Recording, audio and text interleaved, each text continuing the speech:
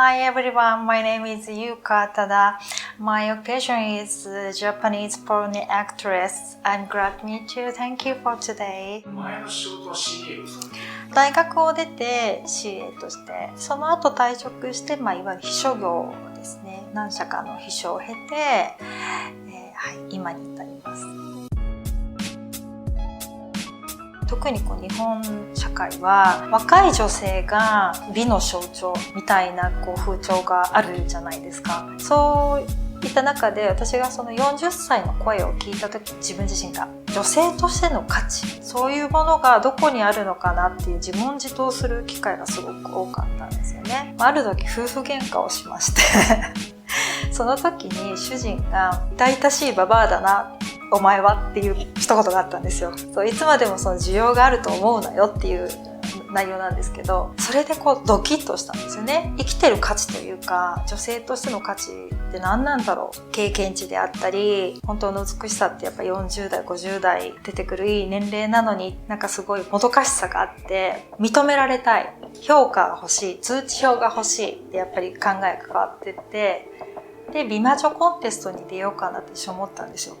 でもそれって着飾ってドレス着てみんなの前でそういう表層的な部分を私は求めてるわけではないなと思ったので、じゃあ AV っていうその AV って本当に裸で勝負じゃないですか。一糸まとわないじゃないですか。そこで本当の美しさって出るんじゃないのかなって。着飾ることでもないし、お化粧することでもないし、動物本来の行為をしている中での熟成されたものとか色気とか、そういう一糸まとわないありのままの女を出した時に世間の皆さんにどう評価されるのかなっていうことを知りたくなって、エロを追求したいっていう気持ちはなく、自分の通知表が欲しくてこの業界に入りました。私の母がですね、コンプレックスを持ってる母親だったので、私に対しての期待っていうのがすごかったんですね。例えば喧嘩するじゃないですか、お友達と。泣いて帰ってきたら家に入れてもらえないんですよ。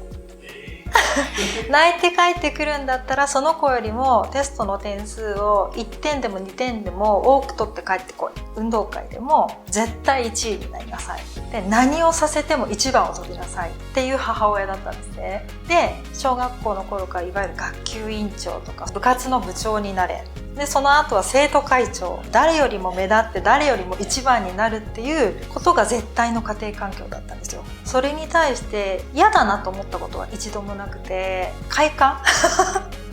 になっていて、いつの間にか。それこそ人の上に立ちたがるタイプ。その後高校に進学した時に人生初の挫折を味わったんですよ。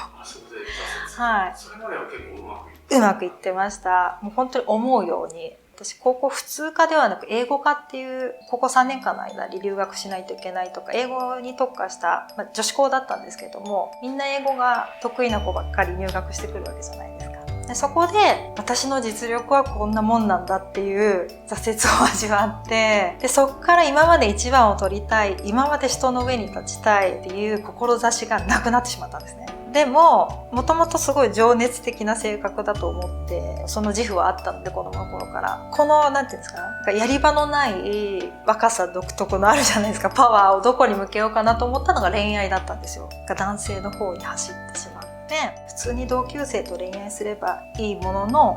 なぜか年上にターゲットを向けてしまって、それこそ処女ですか？初めての男性は、塾の先生だったんですね。当時16歳通っていた塾の先生が28、9、30とかそのあたりの。これは自分から誘った感じ。確かに好意は私も抱いてたんですけど、すごく親切だなと思ってたんですよ。みんなが帰ってるのに呼ばれて、すごい教えてくれるなとかある日気分転換も必要だと思うからって言って、確かアイススケートに連れて行ってくれて、車を持ってた方なんで、道中に例えば単語の問題出してくれたりとか、いろいろこれダメなことなんじゃないのかなとか、いけないことをしてるとかっていう感覚はなかったんですよ。で、それがある時に一線を越えることになってっていう。その後はなんか変わったこととかってあったんですかね、自分やっぱりもう年上しかダメになりました。で大学に入って私は東京に出てきたんですけども、今はないですけど、当時合コンとかがあったんですけど、他の、同年代の大学生が幼稚っていうか子供を過ぎて車に構えてたような生意気な大学生で、やっぱり出会う方は一回り以上年の離れた方ばかり出会ってお付き合いして、でそれぐらい年齢離れてる方だとテクニックもお持ちじゃないですか。経験値も多いので、当時は恋愛に没頭してるつもりだったんですけど、もしかして体がそういう風に離れられなかったのかもしれません。相手から求められることに対して何でもやってみたいっていうチャレンジ精神がすごいありました。ファン層も若い方から年齢を重ねた方までも様々な年齢層が多いと思うんですけど、どこかノスタルジーを求めてるんじゃないのかなと。男性が学生の頃にお友達の家に行きました。その家のお母さんがすごく綺麗でした。で、思春期ですごくムラムラします。でも実際にはそういう関係にはなれないじゃないですか。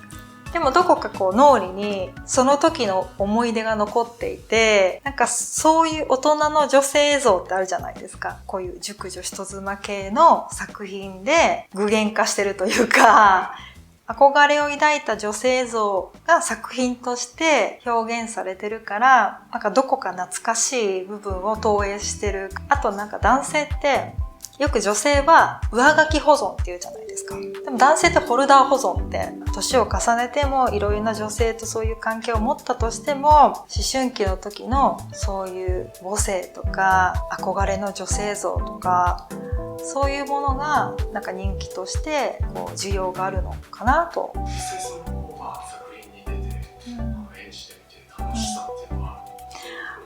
もう本当に現場は毎回楽しいです。男優さんが決まってるじゃないですか。次回はこの男優さんですよ。その男優さんのことを好きになるように努力するんですよ。で、そしたらその絡みのシーンでも演技でもない本能で感じる姿が出るじゃないですか。例えば SNS だとか、その人の情報とかをインターネットで調べて、こういう方なんだっていうので疑似恋愛をして撮影に挑むので、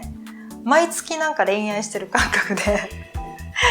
楽しいです。できるだけリアリティを追求しようと思うと、感情の部分で自分を持っていくというか、出来上がった作品を見てると徐々に進化していってるかなっていう気はします。もっと早い段階でデビューしていればよかったっていうのは、ないです。ベストのタイミングとベストの年齢だったと思います。若い時って何もしなくても綺麗じゃないですか。体のライン一つ、お肌もそうですし、でも40代になったからこそ出せる味っていうんですか。私ある方から女性の年齢はダイヤモンドのカラット数だよって聞いたことがあるんですね。20歳だったら20カラット。40歳だったら40カラット。だから若ければいいってもんでもなくて、もちろんそのちゃんと原石を磨かないと輝きはないんですけども、ダイヤとして輝くのは女性って40代、50代、60代っていうそういうもんだから自信を持ってねっていうとある男性に言われましてそういう見方もあるんだなっていうふうに、この年でしか出せない何かっていうのがきっとあると思うので、私は少なくとも20代、30代の私よりも今の私の方が好きです。それが表に何かしらで出てるかなと思う。